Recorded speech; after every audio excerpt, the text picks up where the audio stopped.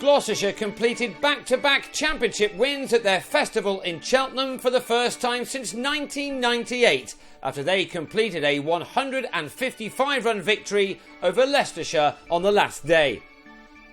Set 325 runs to win the game themselves, the visitors began the final morning on 11 without loss, but after Angus Robson struck this early boundary, he was out in the day's fourth over as he had his off-stump flattened by Craig Miles to go for 6.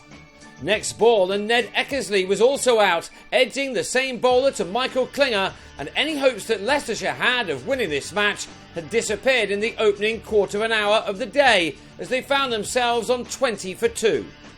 Now, just away from the tension of 4-day cricket for a moment, here's something for those who like a smile. Watch closely as James Fuller, at the top of the screen, not only fails to stop Mark Cosgrove's drive from reaching the boundary, but he also ends up disappearing over the LV insurance advertising boards. Cosgrove knew that this pitch was perhaps at its easiest as at any time over the previous days, and it was up to him and Matt Boyce to make life as difficult as possible for the home attack. Steadily, these two added 41 for the third wicket, using up 18 overs in the process, only for both to then fall in quick succession. On 22, Boyce was LBW to Kieran Nima-Barnett, who arguably produced his best performance at this game as a Gloucestershire player. And then in the next over, Benny Howell, fresh from his maiden first-class 100 on day 3, found enough movement through the air to remove Cosgrove in the same way for 24.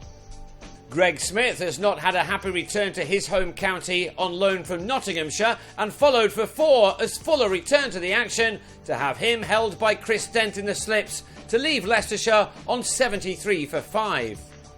Soon after lunch, with just 14 more runs added to that total, Lewis Hill was brilliantly caught in the gully by sub-fielder Miles Hammond, and now there was only one possible result.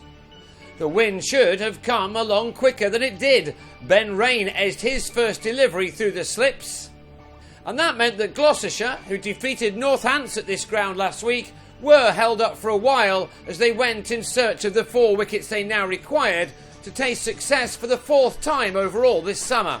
Particularly impressive for the visitors was the performance of Adil Ali. The 20-year-old former academy player has all the shots in the book, as Jack Taylor found out as he was deposited down the ground for a 6. Ali made 40 in the first innings and added 54 runs in 19 overs for the 7th wicket with Rain, who was out in the unluckiest of ways when he was run out backing up as Ali again tried to force a shot off Taylor back down the ground. When such things happen, you know it's not going to be your day. And this wasn't Leicestershire's. Ali moved into the 40s for the second time in this match with his second maximum, but when he tried to go big again next ball, he holed out to Fuller in the deep to leave with his side on 147 for 8. Gloucestershire needed only one more ball for their 9th wicket of the day. Jigger Nake out for a golden duck as he was snared at leg slip by Hammond. It left Clint Mackay, who'd started this match with a fifer, to have a bit of fun with the bat. He struck a runner ball 18, including this 6 off Nima-Barnett. But the game was finished before tea when Liam Norwell came on and had Mackay taken behind by Gareth Roderick. Leicestershire had disappointed with the bat once again as they were dismissed for 169 to leave the Gloucesters going away from their beautiful festival ground with 2 wins from 2 in this format. They took this match by 155 runs, and the 20 points they accrued sees them nestle neatly into the middle of the second division table.